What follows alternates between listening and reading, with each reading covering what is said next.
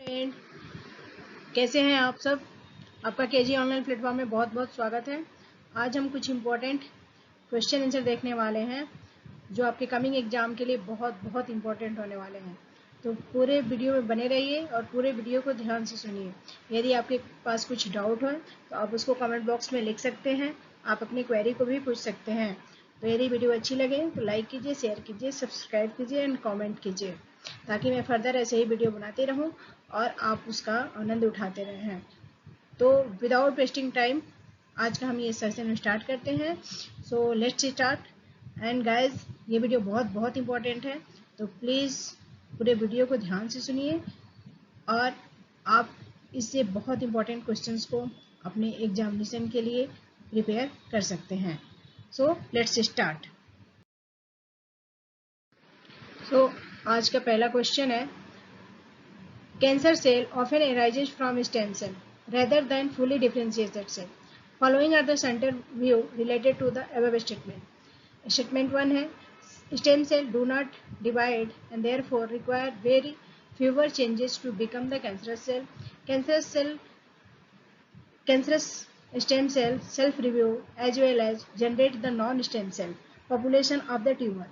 Tetracarcinoma proves tumor arises from the stem cells without further stem cells. Stemness gene can often function as a oncogene and तो इसमें बताना है कि कुछ statement दिए गए हैं और आपको बताना है कि जो कैंसरस सेल होता है often arises from the stem cell rather than the fully differentiated cell. जो कैंसरस सेल होते हैं वो स्टेम सेल से अराइज होते हैं, ना कि डिफरेंशिएटेड सेल्स में। तो यहाँ पे कुछ स्टेटमेंट दिए गए हैं और उस स्टेटमेंट को ध्यान में रखते हुए आपको बताना है कि कौन सा स्टेटमेंट जो है वो अबव स्टेटमेंट से रिलेटेड है। तो पहला है, stem cell do not divided and therefore require fewer changes to become cancerous cell. Stem cell जो होता है डिवाइड नहीं होता है और थोड़े से चेंजेस हो जाएंगे तो उस कैंसर सेल में चेंज हो जाएंगे। Cancerous stem cell self review as well as generate the non stem cell population of the tumour cell. Tetra carcinoma proves tumour arises from the stem cell. Tetra carcinoma कहता है कि जो tumour जो होते हैं stem cell से arises होते हैं without further stem cell. And stemness gene can often function as a oncogene. Stemness gene होते हैं वो ऑन्कोजीन के जैसे फंक्शन करते हैं। तो इसमें बताना है कि जो करेक्ट स्टेटमेंट है वो क्या है। सो करेक्ट स्टेटमेंट जो है ये है, स्टेम सेल जो होते हैं वो डिवाइड नहीं करते हैं and therefore require fewer changes to become the cancerous cell. जो stem cell do not divide and therefore require fewer changes to become cancerous cell. Stem cell जो होते हैं वो ज़्यादा डिवाइड नहीं करते हैं, लेकिन उसमें थोड़ा सा ही चेंजेज हो जाए तो वो कैंसरस सेल में चेंज हो जाते हैं। सो ऑप्शन ए जो है वो करेक्ट स्टेटमेंट है फॉर द कैंसरस सेल। आपका अगला क्वेश्चन है, what is thought to be the correct sequences of the event from earliest to most recent in the evolution of life on the earth. What is thought to be the correct sequence of these events? यहाँ पे बताना है कि कौन सा sequence जो होगा आपको इसको सीक्वेंस में अरेंज करना है और बताना है कि सबसे पहले जो है लाइफ की ओरिजिन कहाँ से स्टार्ट हुई थी इन the evolution of life on the अर्थ। जब लाइफ का एवोल्यूशन हो रहा था उसमें सबसे पहला जो है from earliest to most recent, सबसे पहले से लेके लास्ट तक आपको सीक्वेंस में लगाना है। तो पहला है ओरिजिन ऑफ माइटोकॉन्ड्रिया, नेक्स्ट है origin of multicellular eukaryotes, next है ओरिजिन ऑफ क्लोरोप्लास्ट, नेक्स्ट है origin of cyanobacteria and next है origin of the fungal plant symbiosis. तो जाहिर सी बात है कि माइटोकॉन्ड्रिया का तो डिस्कवर सबसे पहले नहीं हुआ था। मल्टीसेलुलर ऑर्गेनिज्म तो जाहिर सी बात है पहले यूकेरियोट्स प्रोकैरियोट्स बनते हैं, देन उसके बाद से यूकेरियोट्स का डेवलपमेंट हुआ, एवोल्यूशन हुआ। क्लोरोप्लास्ट भी यूकेरियोट्स है तो वो नहीं हो सकता। ओरिजिन ऑफ साइनोबैक्टीरिया ये भी नहीं हो सकता, और सॉरी ओरिजिन ऑफ साइनोबैक्टीरिया ये सही है क्योंकि ये प्रोकैरियोट्स के अंदर आते हैं। और origin of fungal plants symbiosis ये भी नहीं हो सकता क्योंकि ये तो यूकेरियोट्स का पार्ट है। तो फोर्थ ओरिजिन ऑफ साइनोबैक्टीरिया होगा, then origin of mitochondria, then origin of chloroplast, then origin of multicellular eukaryotes and then origin of the fungal plant as a symbiosis. So ये आपका जो सीक्वेंस होगा 4 1 3 2 5, 4 1 3 2 5 जो है इसका करेक्ट सीक्वेंस है evolution of life on the earth. सबसे पहले आप साइनोबैक्टीरिया लगाएंगे, देन माइटोकॉन्ड्रिया लगाएंगे, देन क्लोरोप्लास्ट, उसके बाद से multicellular eukaryotes, and then last one origin of fungal plant as a symbiosis. Now moving to next question. आपका अगला क्वेश्चन है during heat shock mammalian cell shut down global protein synthesis while inducing the heat shock protein, जो HSPS, the possible molecular regulation that could explain the phenomena are। यहाँ पे है possible outcome क्या होगा किसका, मॉलिक्यूलर रेगुलेशन का। So messenger RNA of all the protein except those of the HSPS undergo degradation during the heat shock. Heat shock के दौरान जो मॉलिक्यूलर मैसेंजर आरएनए के जो प्रोटीन होते हैं वो जाते हैं सिर्फ एचएसपी को छोड़ के। मैसेंजर आरएनए के जितने प्रोटीन होते हैं वो जब हीट शॉक होता है तो उसमें डिग्रेडेशन के लिए जाते हैं एक्सेप्ट एचएसपी को छोड़ के। Cap dependent translation of most messenger RNA is affected during the heat shock due to the denaturation of the cap binding protein that EIF4E। Option C है translation initiation of HSP messenger RNA take place through their internal ribosome entry site IRES। और next है HSP messenger RNA are abundant during the heat shock and they compete or the other messenger RNA for the ribosome binding and translation. So which option is the correct? So option B और option जो C है वो correct है। Cap dependent translation of most messenger RNA is affected during heat shock due to the denaturation of cap binding protein।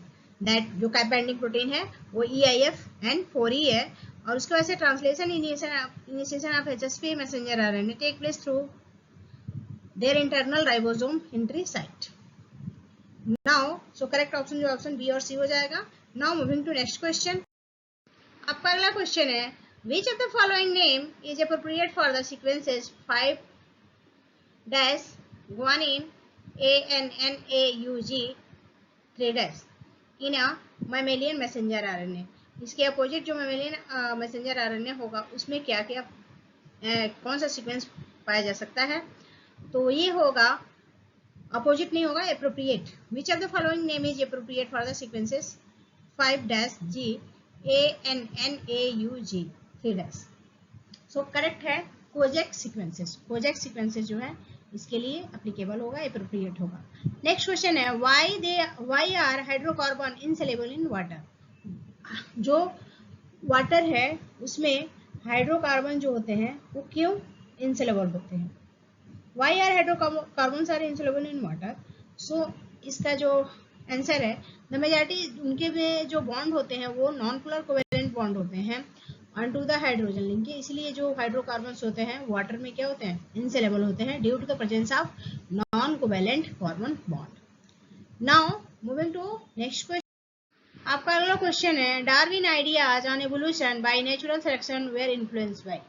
Darwin ideas on evolution by natural selection was influenced by. Darwin का जो ideas था natural selection का वो किसके द्वारा प्रभावित किया गया था, तो जो आंसर है वो है लेयर एंड माल्थस। लेयर और माल्थस के द्वारा ये जो डार्विन का एवोल्यूशन थ्योरी वो इन्फ्लुएंस किया गया था, इन्फ्लुएंस हुआ था। नेक्स्ट क्वेश्चन है which of the following factor release from damage tissue initiate A chain of clotting events. Which of the following factor release from damage tissue. Damage tissue से कौन सा फैक्टर है, which of the following factors release from damage tissue. Damage tissue में जो है कौन सा factor release होता है, initiate a chain of clotting events. So correct option जो है टिश्यू थर्मोप्लास्टिन। टिश्यू थर्मोप्लास्टिन जो है वो है सही है। इसमें जो होता है वही फैक्टर इन्वॉल्व होते हैं during the clotting of bloods in the events. जब आपका टिश्यू डैमेज हो जाता है तो उसमें आपने देखा होगा कि ब्लड जो होता है वो क्लॉट हो जाता है, वो किसकी वजह से है, तो that is the tissue thromboplastin. Now moving to next question. आपका अगला क्वेश्चन है what is thought to be the correct sequences of this event from earliest to the most recent in the evolution of the life on the earth. So origin of mitochondria, next है origin of multicellular eukaryotes, next है origin of chloroplast, next है origin of cyanobacteria and next है origin of fungal plants symbiosis. ये question repeat हो गया है, तो इसमें जो करेक्ट ऑप्शन होगा पहला जो होगा ओरिजिन ऑफ साइनोबैक्टीरिया हुआ था, देन माइटोकॉन्ड्रिया हो गया, उसके बाद से क्लोरोप्लास्ट, उसके बाद से multicellular eukaryotes and then last में जो आएगा origin of fungal plants symbiosis. Now moving to next, आपका अगला क्वेश्चन है during heat shock mammalian cell shut down global protein synthesis while including the heat shock protein. The possible molecular regulation that could explain the phenomena are messenger RNA or messenger RNA of all the proteins except those of HSP undergo degradation during the heat shock. Cap-dependent translation of the most messenger RNA is affected during the heat shock due to maturation of cap-binding protein EIEF and 4E.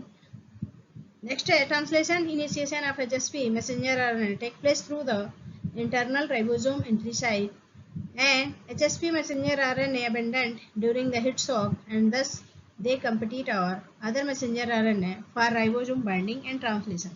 So कह रहा है कि कौन सा जो set होगा वो correct होगा, सो बी, ऑप्शन बी और ऑप्शन सी जो है वो करेक्ट है।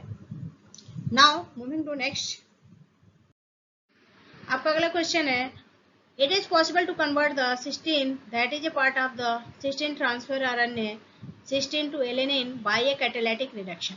If the resulting alanine transfer RNA cysteine were added to the mixture, so ribosome, दूसरा है all the other transfer RNA and amino acid, जो मिक्सचर होगा वो किसका होगा, राइबोसोम का होगा, उसके वजह से ट्रांसफर RNA और अमाइनो एसिड उसमें होंगे, जो अगला ऐड किया जाएगा all the cofactor and enzyme needed to make the protein into vitro and fourth one जो होगा messenger RNA for haemoglobin where in the newly synthesised haemoglobin would the ALA from alanine from LA transfer RNA cysteine may be incorporated.